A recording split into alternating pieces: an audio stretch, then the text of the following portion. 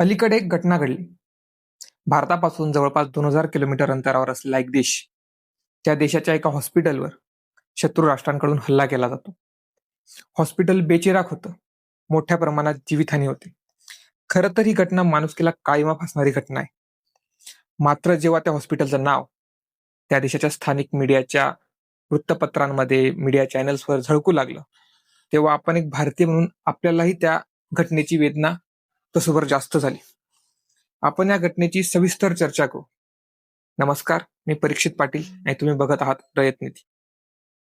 दिनांक 1 March 2026. Middle east म्हणजेच आपल्यासाठी पश्चिम आशिया युद्धाने होरपळून निघालेला आहे.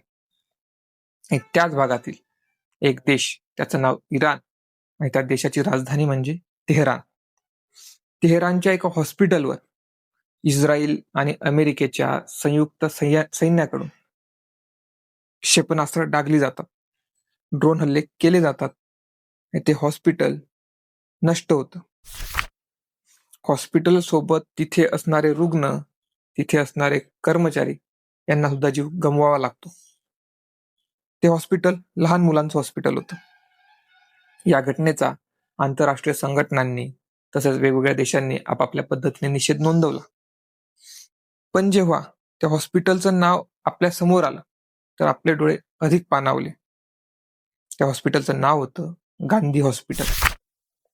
तेहरानच्या कमर्शियल कॉम्प्लेक्समध्ये इराणी जनतेने, स्थानिक पुढाकाराने हे हॉस्पिटल निर्माण केलेलं होतं.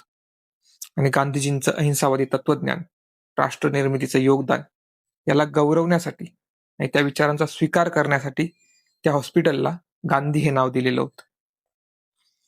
गांधी विचारांचा, गांधीजींच्या संस्कारांचा स्वीकार आणि गौरव वेगवेगळे लोक, वेगवेगळे देश आणि वेगवेगळे समाज कशा पद्धतीने करतात याचं हे ज्वलंत आणि जिवंत उदाहरण होतं.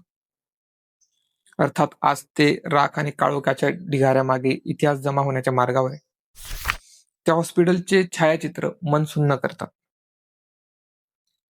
आज युद्ध लहान मुलांच्या जीवावर उठलेलं आहे असंच म्हणावं लागेल. अर्थात त्याचा उहापोह आपण एका वेगळ्या व्हिडिओच्या माध्यमातून करू. मात्र एक गोष्ट निश्चित, जो समाज, जी जनता विचारांनी जिवंत असते ती पुन्हा उभी राहते, हे इतिहास सांगतो. त्यामुळे एवढी आपण आशा धरू शकतो. तूर्तास एवढंच. धन्यवाद.